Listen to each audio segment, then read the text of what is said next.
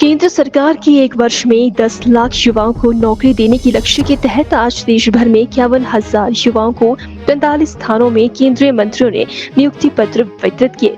प्रदेश की राजधानी शिमला में भी केंद्रीय मंत्री अनुराग ठाकुर ने गेयटी थिएटर में आयोजित 9वें रोजगार मेले में 110 चयनित अभ्यर्थियों को नियुक्ति पत्र वितरित किए और समाज में बदलाव के लिए कार्य करने का आह्वान किया। केंद्रीय मंत्री अनुराग ठाकुर ने कहा कि केंद्र सरकार देश के युवाओं को रोजगार देने के लिए प्रतिबद्ध है और एक साल में 10 युवाओं को नौकरी देने का केंद्र सरकार ने लक्ष्य रखा है। इसी के तहत आज देश भर में 51,000 युवाओं को सरकारी नौकरी के नियुक्ति पत्र आवंटित किए। को आंकलन करना है, मीडिया उनकी जो खामियां हैं उनको लगातार निकालती है।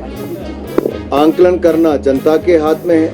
मैं तो इतना ही कहूँगा, गारंटियां फेल होती दिख रही हैं। सर, अरुणाचल के 3 खिलाड़ियों को चीन के द्वारा वीजा नहीं दिया गया। आपका सवाल इस हो गया है चीन इस पूरे घटनाक्रम को कैसे देखते हैं? देखिए, जब ओलंपिक चार्टर के अनुसार वीजा मिलना चाहिए था और ओलंपिक कमेटी ऑफ एशिया का ये दायित्व भी बनता था और चीन को भी भारत के किसी भी कोने से कोई भी खिलाड़ी जो भारत को रिप्रेजेंट कर रहा है उसको वीजा देना चाहिए था। लेकिन जो व्यवहार था वो अच्छा नहीं था, जो भेदभाव किया गया वो हमें मंजूर नहीं था और इसीलिए मैंने एक बार फिर कहना चाहता हूँ, अरुणाचल प्रदेश भारत का अभिन्न अंग है और रहेगा और कोई जितना मर्जी प्रयास कर ले। कुछ लोगों ने आंखें तब भी दिखाने का प्रयास किया जब G20 की बैठक अरुणाचल प्रदेश में हो, लेह लद्दाख में हो या कश्मीर में हो, भारत न तब झुका था न भारत अब झुका है, न भारत तब रुका था न भारत अब रुका है।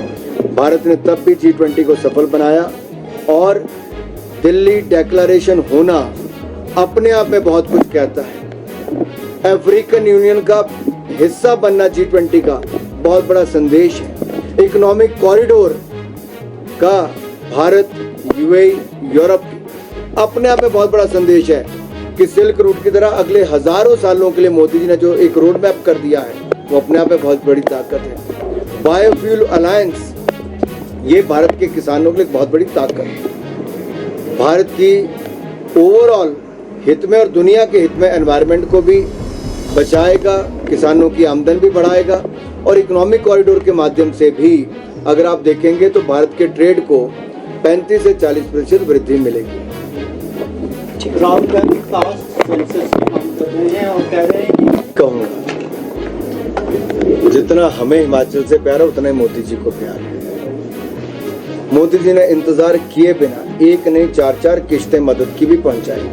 862 करोड़ रुपया वहां पर भी दिया और अगर यूपीए का समय देखेंगे तो कई महीने लग जाते थे टीमों को आने के लिए भी। हमने टीमें भी शीघ्र पहुंचाई, फिर मदद करने वाली टीमें भी एनडीआरएफ की हो, एयरफोर्स की हो, वो भी पहुंचाई, हेलीकॉप्टर तक दिए, सब मदद की। और यही नहीं, 12 टुकड़ियां एक बार लगी थी एनडीआरएफ की, 13 एक बार लगी थी और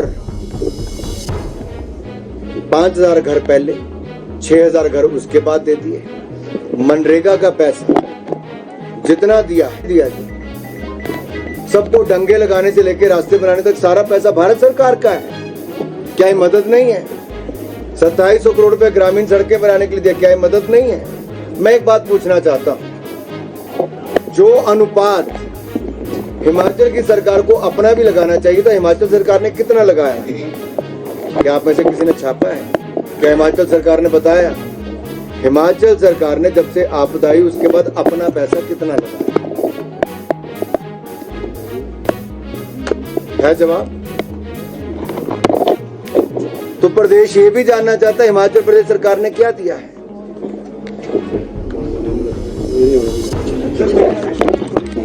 मैं बड़ा स्पष्ट करता हूं, श्रीमान राहुल गांधी जी, उनसे सवाल है मेरा, जब कांग्रेस वुमेन रिजर्वेशन बिल लाई थी, पहली बात कांग्रेस पास क्यों नहीं करवा पाई? दूसरी बात, क्या उस बिल में ओबीसी के लिए आरक्षण था? अगर तब नहीं था तो अब कहां से आ गया? अगर संविधान में एससी एसटी के लिए जो आरक्षण रखा है उसी के अनुसार भारत सरकार ने भी वही बिल लेकर आए हैं कि 33% आरक्षण उसी अनुपात से मिलेगा। और अब 2024 के चुनाव के बाद जैसे, क्योंकि अभी तक ये हमारा काम नहीं है, ये डिलिमिटेशन कमीशन बैठेगा, फिर उससे पहले आपकी जनगणना होगी, ये सारे कामों के लिए संस्थाएं बनी, ये संविधान से चलता है। राहुल गांधी जी की सोच से नहीं चलता है कि राहुल गांधी जी को किसी ने एक पर्ची पकड़ा दी, राहुल गांधी जी ने पर्ची पढ़ दी और राहुल गांधी जी एक दिन सुबह उठेंगे और कहेंगे कि ये होना चाहिए। राहुल गांधी जी, ये गांधी परिवार की पर्ची से देश नहीं चलता है, बाबा साहब अंबेडकर के दिए संविधान से देश चलता है।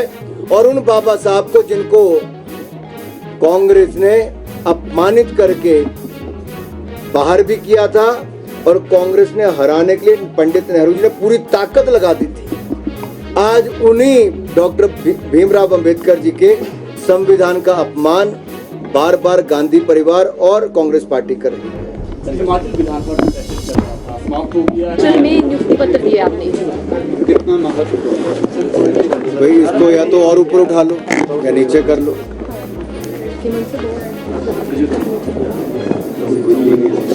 प्रधानमंत्री रोजगार मेला के अंतर्गत 10 लाख भारतीयों को सरकारी क्षेत्र में नियुक्ति पत्र देने का जो एक संकल्प माननीय प्रधानमंत्री जी ने लिया है, उसी के चलते आज 51,000 युवाओं को रोजगार देश भर में दिया गया।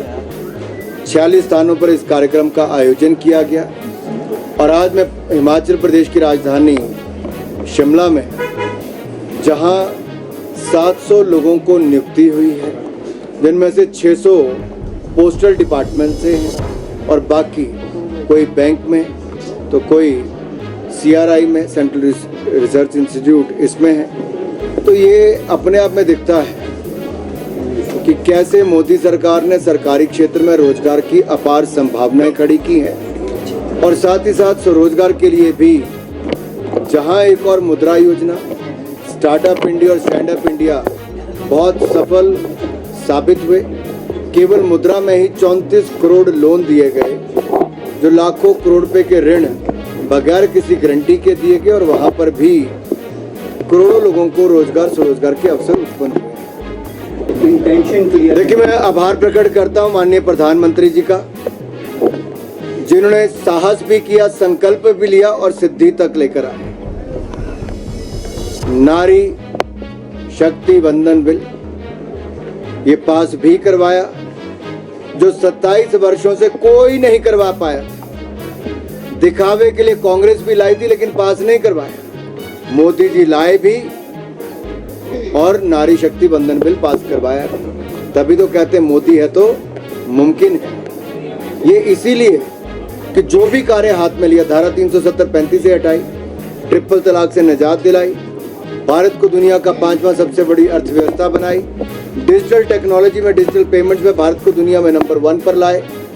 और अब मेरी मातृशक्ति के लिए, बहनों के लिए, युवा साथियों के लिए संसद से लेकर विधानसभाओं में 33% महिलाओं के लिए आरक्षण देना, ये बहुत कम देश कर पाए जो हमारे भारत ने मोदी जी के नेतृत्व में किया है। कांग्रेस MP मनीतम AIADMK के विड्रॉल के एनडीए से बाहर होने के बाद कह रहे हैं कि एनडीए पार्टी ऑन पेपर, खाली पेपर पर रह गई है, प्रैक्टिकली कुछ नहीं है। भारतीय जनता पार्टी ने गठबंधन दल जितने भी हमारे रहे, पहले भी और अब भी, उन सबको महत्व भी दिया, साथ भी दिया, एक परिवार के रूप में ही साथ में लेकर चले हैं। और आगे भी जिस तरह से आपने देखा, JDS भी जुड़ा, कई और दल एक के बाद दूसरे जुड़ भी रहे। एनडीए का गठबंधन 2014 में भी मजबूत था, 2019 में भी, और दोनों बार पूर्ण बहुमत से सरकार बनाई और 24 में भी एनडीए की सरकार नरेंद्र मोदी जी के नेतृत्व में ही बनेगी। सर, सुखबीर सरकार के 10 महीने के कार्यकाल को किस तरह से आप देखते हैं? वही ये मांग कर रहे हैं कि 2024 से इसको लागू कर दो, क्योंकि वो जानते हैं कि ना डिलिमिटेशन हुई है, ना सेंसस हुआ है, और अगर ऐसा करते हैं तो कोई भी कोर्ट चला जाएगा, कहीं स्टे मिल जाएगा और ये लोग फिर एक बार महिलाओं का अधिकार छीनना चाहेंगे। हम सच्चे मन से लाए हैं और पक्के मन से भी बिल लाए हैं। सच्चे मन से प्रस्ताव रखा भी, पक्के मन से पास भी करवाया। लेकिन ये लोग एक के बाद दूसरा ऐसा प्रयास कर रहे हैं। कांग्रेस के पहले जो गठबंधन दल थे, समाजवादी पार्टी, आरजेडी और अन्य दल, उन लोगों ने विरोध उस समय किया था, बिल फाड़ तक दिए थे। अब वही लोग जब खुले में विरोध नहीं कर पा रहे हैं तो कभी कहते हैं 2024 में लागू करवा दो, कभी कहते हैं ओबीसी को आरक्षण दे दो। क्या संविधान से ऊपर हो गए ये? क्या नियम प्रक्रिया को पालन नहीं करना चाहिए? और मैं आपसे एक सवाल पूछता हूं, कौन तय करेगा किस सीट को रिजर्व करना है? भारत सरकार नहीं कर सकती है, क्योंकि निष्पक्ष तरीके से करना चाहिए। आज हमारी सरकार है, मैं ये कह के नहीं कर सकता थी कि फलानी सीट को रिजर्व करना है। ये इलेक्शन कमीशन का, डिलिमिटेशन कमीशन का काम है। इसलिए संसद की चर्चा को अगर आप ध्यान से सुनेंगे, ओबीसी के विषय पर भी माननीय अमित शाह जी ने, और ये डिलिमिटेशन कमीशन के विषय पर भी, क्यों ये संविधान के अनुसार ही ये सारे कदम उठाए जा रहे हैं, प्रक्रिया के आधार पर उठाए जा रहे हैं। लेकिन जो लोग ध्यान भटकाने का काम कर रहे हैं वो महिला विरोधी काम कर रहे हैं।